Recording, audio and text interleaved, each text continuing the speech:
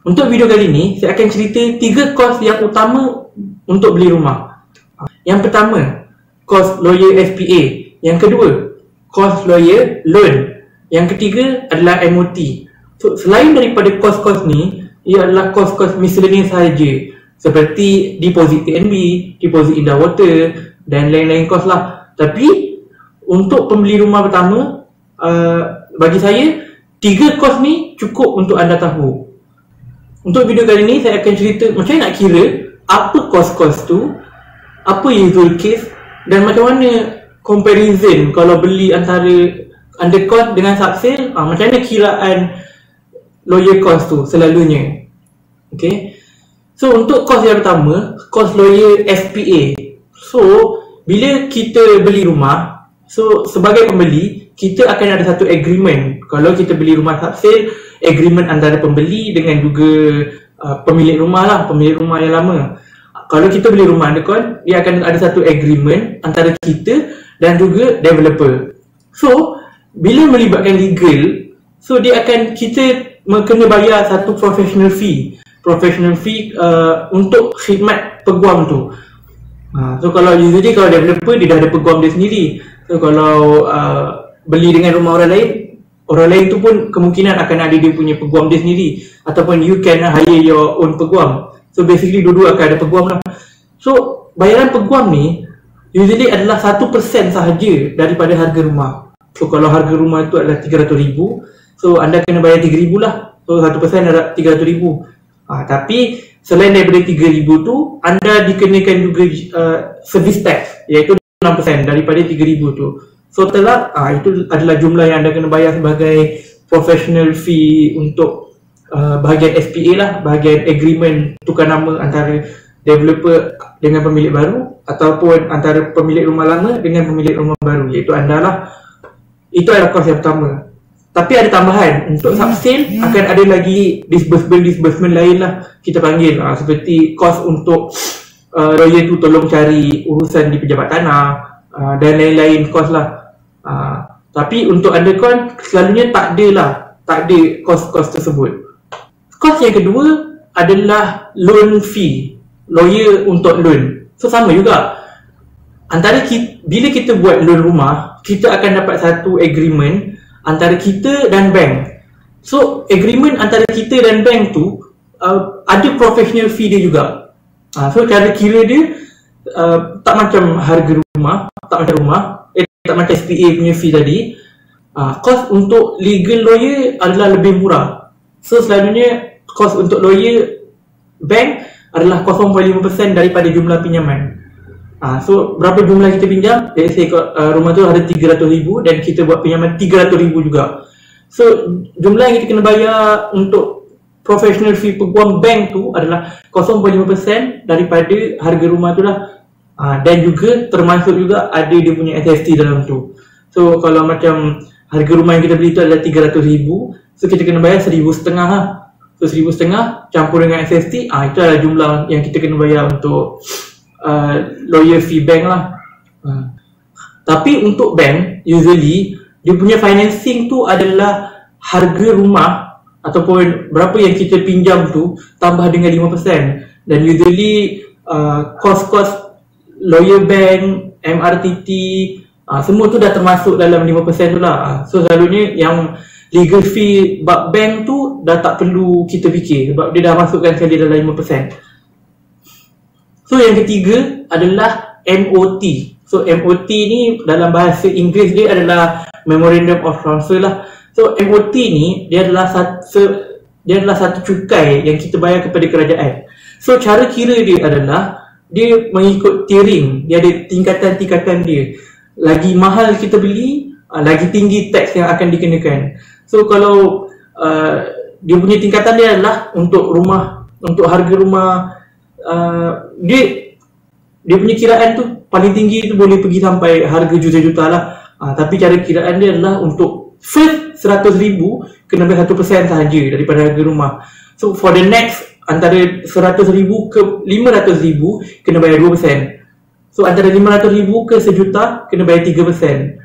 So antara 1 juta dan ke atas kena bayar 4% daripada harga rumah. So maksudnya kalau rumah anda tu hanyalah harga 300,000, so ini harga ni dia akan ikut SPA MOT ni dibayar mengikut harga SPA. So kalau SPA tulis 300,000, so kena bayar 300,000 punya tax lah. So kalau cara kiraan dia jadi kena 100%. So kat situ je dah 1,000 dah. So untuk the next 100,000 ke 500,000 kan kena bayar 2% kan. Tapi yang balance tadi ada lagi 300 tolak 100,000 yang dah kena tax tadi ada lagi 200,000. So 200,000 tu kita darabkan dengan 2%, dapatlah 4,000. So MOT ni kita kena bayar kalau untuk rumah 300,000 tadi adalah 2,000 campur 4,000 campur 1,000 lah. So 5,000. So kalau kita beli rumah subsale, MOT ni kita kena bayar waktu SPA tu lah, waktu termasuk dalam legal fee tadi. Tapi kalau untuk MOT ni akan dibayar selepas dapat kunci lah. So dia tak bayar semasa. So siapa yang beli undercons, so dalam proses ni siapa yang beli undercons dia kena bayar sebelum waktu SPA tu, selalunya dia akan selesaikan bab SPA fee je kalau betul kena bayar, dan juga loan fee. MOT bayar lepas dapat kunci. Tapi kalau subsale semua tu kena bayar serentak. Kena bayar latu juga. Bahasa utara. Kena, so maksudnya kalau untuk loan fee kena bayar time tu jugalah. Bukan selepas dapat kunci ke apa semua. So sebelum lawyer buat proses untuk tukar nama apa semua, kena bayar semua legal fee tu waktu tu juga. So that's why orang cakap usually kalau kita beli rumah subsale, cost yang kita nak kena keluarkan tu lagi tinggi. Padahal sama je. Cumanya kalau kita beli undercons, kalau you compare bila kita kena bayar progressive interest tu sebenarnya lebih kurang je cost dia. Kalau kita campur-campur setiap bulan yang kita kena bayar progressive interest tu. Kalau siapa-siapa yang tak tahu tentang progressive interest undercons ni, saya rasa saya dah buat satu video, tapi tu video yang buruk lah. So maybe lepas ni saya akan buat lagi satu video yang fresh, yang lebih kurang macam ni, yang supaya korang boleh faham macam mana progressive interest tu berlaku lah. Okay, yang saya cakap tadi adalah pengiraan lah. So kalau nak buat manual, boleh lah nak buat manual. Tapi actually kita dah ada tools dah. Macam mana kita nak kira ni. So tunggu kejap, saya akan buka satu website tu. Boleh tengoklah dia punya ni. Cara kira dia senang, dia ada dekat situ. Kalau siapa yang rasa macam dengar tu rasa macam confused apa yang saya cakap, macam nak kira apa semua kan. So sebenarnya apa yang saya bagi tahu tadi adalah untuk fundamental lah, supaya orang tak tipu kita. Macam mana cara nak kira, tiba-tiba dia tercas lebih lah apalah, supaya orang tak tipu kita lah. Itu saja saya bagi sebagai knowledge lah untuk anda sebagai pembeli rumah. So actually semua legal fees tu kita boleh kira menggunakan calculator yang dah available lah. Tapi apa yang saya suggest adalah calculator daripada Easy Law. So Easy Law ni adalah satu website yang dia sebenarnya lebih kepada lawyer. Dia boleh guna untuk buat land search lah apa semua. Dia memudahkan kerja-kerja lawyer lah. Tapi at the same time dia ada calculator untuk legal fees tu, dan available untuk App Store apa semua. So kalau kita boleh tengok dia punya website ni, so dekat sini dia ada example macam mana dia punya UI UX dia. Maksudnya dia punya interface app tu sendiri. So kita boleh tengok kat sini, dia ada, kita masukkan je purchase price berapa tax semasa, dia akan tunjuk terus berapa legal fee yang kena bayar. So dia punya link untuk download apps ni saya akan letak dalam description lah. So supaya korang boleh install dan bolehlah main kira-kira berapa legal fee nak kena bayar. So last kali kenapa penting juga kita tahu pasal legal fees ni kan. Kadang-kadang orang cakap tak apalah, saya nak beli undercon je, so buat apa saya nak tahu kenapa kena bayar legal fee apa semua. Sebab selalunya undercon free legal fee. Okay, sekarang ni bila kita berbicara tentang nak beli undercon ataupun nak beli subsale, perkara yang kita kena faham adalah bila kita beli undercon, iaitu rumah baru ni sentiasa ada dia punya premium. So premium dia adalah, premium tu maksudnya dia sentiasa ada dia punya mahal dia kat situ lah. Sebab rumah baru kan. So bila kita compare rumah baru dengan rumah yang lama, bila kita nak decide sama ada kita nak beli rumah lama ke rumah baru lagi berbaloi, kita kena tengoklah premium dia. Kalau premium dia lebih daripada legal fee, macam melebih-lebih sangat, so better kita beli rumah lama, better kita kumpul je duit beli rumah lama kalau premium dia terlalu lebih. Sebab kalau ikut apa yang saya terang tadi kan, so lawyer fee dalam 1%, so lawyer fee bank dalam lagi 1%, MOT dalam 2%, so 4% dia baru. So kalau kita beli rumah baru tu mahal lebih daripada 4% daripada rumah lama, so baik kita beli rumah lama. Sebab lagi satu, usually memang rumah baru tu dia akan ada mahal dia lah. Satu, dia punya mahal tu sebab dia baru.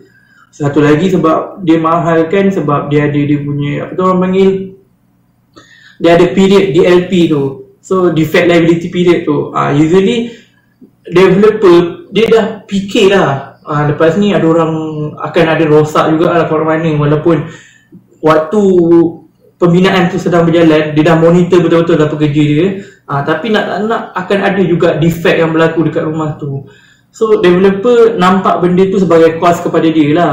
So kadang-kadang diorang naikkan harga, diorang naikkan harga supaya diorang boleh bayar DLP tu pakai duit yang dia dah mahalkan sikit tu. Dan lagi satu, kenapa rumah under cost ni lagi mahal usually, disebabkan memang bahan binaan tu pun mahal. So disebabkan benda macam tu jugalah kenapa rumah baru sentiasa lagi mahal daripada rumah yang lama. So kalau korang jumpa rumah baru yang tak berapa mahal, yang tak berapa mahal nak compare dengan rumah lama, tu belilah rumah baru. Saya cerita saya lah, saya personally ada saya punya indikator sendiri lah. So kalau nak beli rumah baru tu, kalau boleh jangan, dia punya mahal tu jangan lebih 30% daripada rumah lama lah. So cara kita nak tahu mahal ke tak, itu kena ada knowledge tentang price per square foot lah. So kalau siapa yang tak tahu tentang price per square foot, maybe boleh tengok saya punya Twitter. Saya letak pin tweet dekat Twitter saya, macam mana nak faham price per square foot tu macam mana. So saya rasa untuk video kali ni I think ni cukup. So at least korang boleh faham apa kos yang diperlukan, kos lawyer apa yang terlibat dan kenapa kita kena bayar. Disebabkan lawyer ni pun manusia dan diorang punya professional fee tu adalah bayaran professionalism mereka. Diorang pun dah kerja lama, dah graduate apa semua, dan mereka bidang profesional dan nak kena bayar lah. So lagi satu untuk HOC untuk HOC yang free selalunya untuk MOT sahaja. So cukai kepada kerajaan tak payah bayar, tapi still lawyer bank dengan lawyer SPA tu still nak kena hidup lah. So kalau kita free kan juga SPA dengan loan fee tu, kalau kerajaan tiba-tiba paksa diorang untuk free kan, so diorang nak makan apa kan. So I think untuk video kali ni tu cukup. So kita jumpa next video. Kalau ada apa-apa soalan atau apapun perkara yang korang nak tahu tentang pembelian rumah ataupun hartanah secara general, boleh letak dekat komen. Nanti kalau saya rasa benda tu saya boleh jawab, saya akan jawab lah. Take care. Bye.